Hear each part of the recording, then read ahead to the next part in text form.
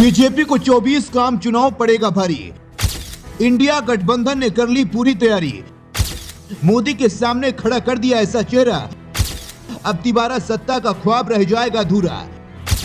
विपक्ष ने तय कर लिया, अब सब मिलकर लड़ेंगे।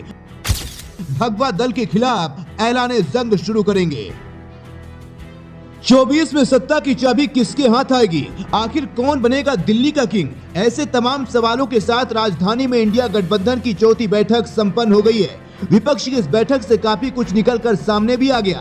पहला तो ये कि विपक्षी गठबंधन 24 का लोकसभा चुनाव मुद्दों पर लड़ने जा रहा है, न कि किसी चेहरे पर। दरअसल बैठक के दौरान पश्चिम बंगाल की सीएम ममता बनर्जी की तरफ से ये कहा गया कि किसी दलित नेता को इंडिया का चेहरा बनाया जाना चाहिए, यानी पीएम पद का उम्मीद कोई दलित नेता होना चाहिए, जिस पर कयास ये लगाया जा रहा है कि ममता ने परोक्ष रूप से मल्लिकार्जुन खड़गे के नाम को आगे बढ़ाया है। हालांकि खड़गे ने अपने वक्तव्य में कहा है कि पीएम कौन होगा इसका फैसला हम जीतने के बाद करेंगे। हमारा पहला काम चुनाव जीतना है, इसके बाद हम तय करेंगे। हमें पहले जीतने पर ध्यान देना चाहिए। सांसद मिलने के बाद ही हम पीएम के बारे में फैसला कर सकते हैं।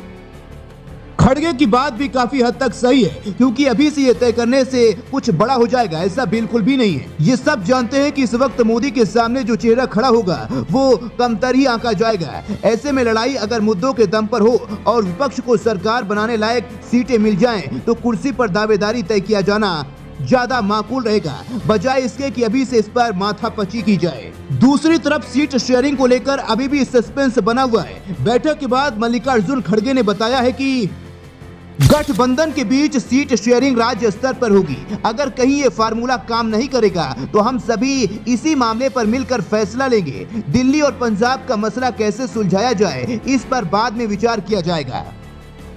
यानी सीट शेयरिंग अभी भी बड़ा सरदर्द है। जाहिर सी बात है कि एक मीटिंग में इस पर फैसला करना संभव ही नहीं है। ऐसे में आने वाले दिनों में इस पर और क्लियरिटी देखने को मिलेगी।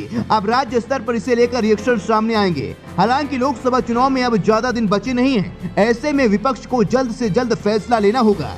टीएमसी ने तो इसके लिए 31 दिसंबर तक की समय सीमा भी तय कर दी है। देखना दिलचस्प होगा 10-11 दिनों में सीट शेयरिंग का फार्मूला तय हो पाता है या नहीं। बैठक के बाद समाजवादी पार्टी प्रमुख अखिलेश यादव ने कहा है, सभी दल बहुत जल्द टिकट बांटकर मैदान में जाने के लिए तैयार है। बहुत जल्दी सीटें बांटी जाएंगी और हम सब लोग जनता के बीच दिखाई देंगे।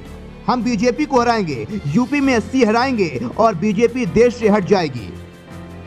वही 19 दिसंबर की बैठक से एक बात निकलकर सामने आई है, और वो ये है कि पूरा विपक्ष 30 जनवरी से संयुक्त कैंपेन शुरू करने वाला है। ऐसे में उम्मीद यही की जा रही है कि तब तक इंडिया गठबंधन के बीच तमाम पहलुओं पर पक्की सहमति बना ली जाएगी, ताकि गठबंधन को प्रचार के लिए 2-2.5 महीने आराम से मिल सके। कुल मिलाकर चुनाव की तैयारियों ने जोर पकड़ लिया है। अब आगे क्या होगा ये तो वक्त ही बताएगा।